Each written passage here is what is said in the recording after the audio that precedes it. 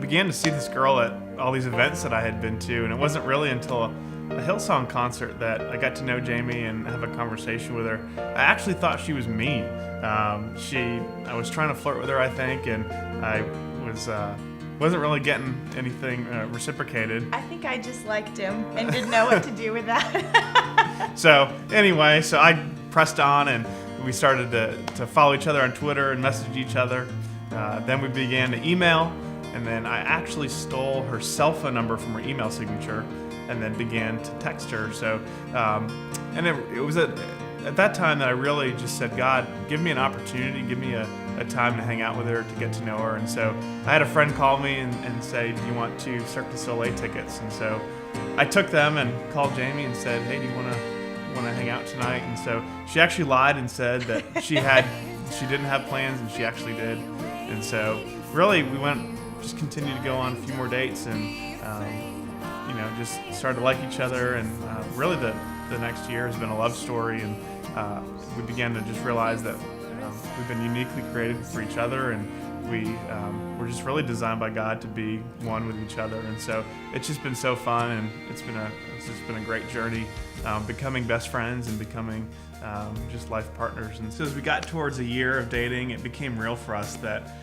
we wanted to get married, and we really just knew that we wanted to spend the rest of our life together. So I had begun to plan out the proposal, and as we got towards December, I think Jamie was a little, it's going to happen before the holidays. And yeah, I didn't know when it was going to be. I thought, I was in a place where I thought it could be any day, but we came to a weekend where we had lots of plans, so it didn't even cross my mind that it would be that weekend.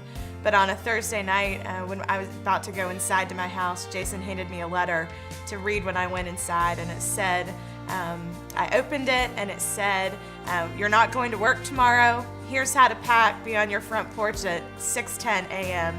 And I was so excited. I started running around my room and wanted to tell my roommate, but he told me not to tell anyone. So I just went to bed, woke up at 4 a.m. and was so excited to see what we were doing. Jayson came and picked me up and surprised me with a trip out to California.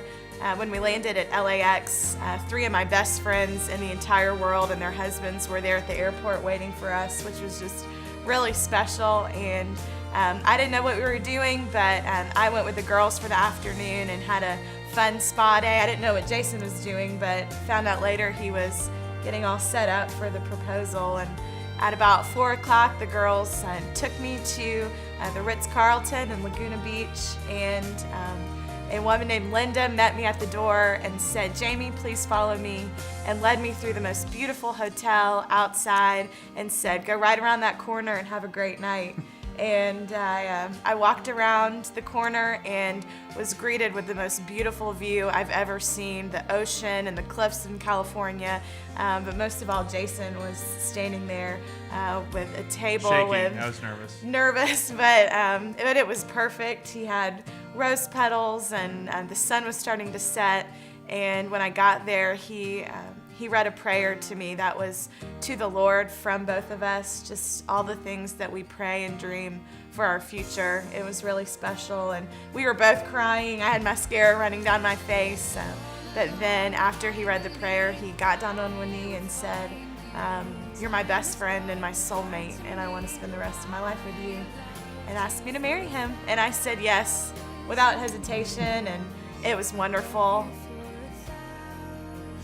Well, I think as we look at the love story that Jamie and I have been part of, it's really a reflection of the goodness of God in our life. And as I look at Jamie, I just really stand in awe of her, and that really just she's the greatest gift that I've ever been given. And she's just unbelievably kind in the way she loves me, and so compassionate, and she's always there for me, listening, encouraging, building me up. And I really am speechless that I get to spend the rest of my life with her. And I just love spending time with her, regardless of what we're doing.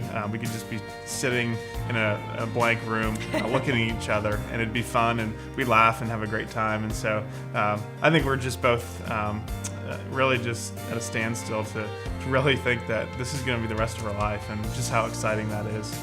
Yeah, and I just can't wait to spend the rest of my life with Jayson.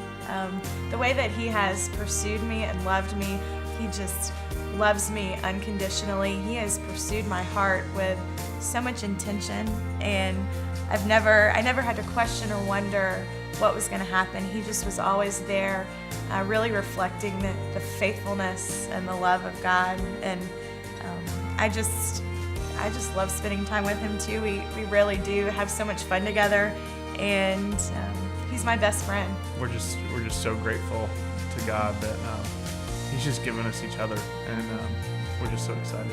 Yeah, all the time now. I think we'll just be riding in the car, laughing about something, having a good time talking, and one of us will just stop and say, "This is the rest of our life," and I think we're both really grateful. July 28th is going to be fun and special, but really we're just more excited about July 29th on and the rest of our life.